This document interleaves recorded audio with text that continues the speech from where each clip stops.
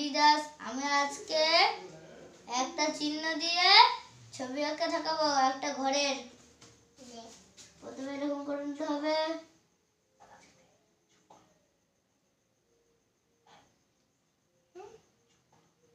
এরকম করে দাগ দিতে হবে,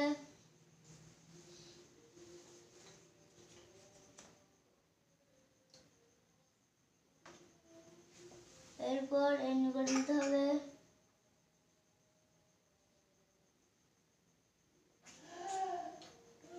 জানালা এঁকে দিতে হবে, এরপর দরজা এঁকে দিতে হবে, এরপর এরকম করে নিতে হবে, এরকম করে নিতে হবে,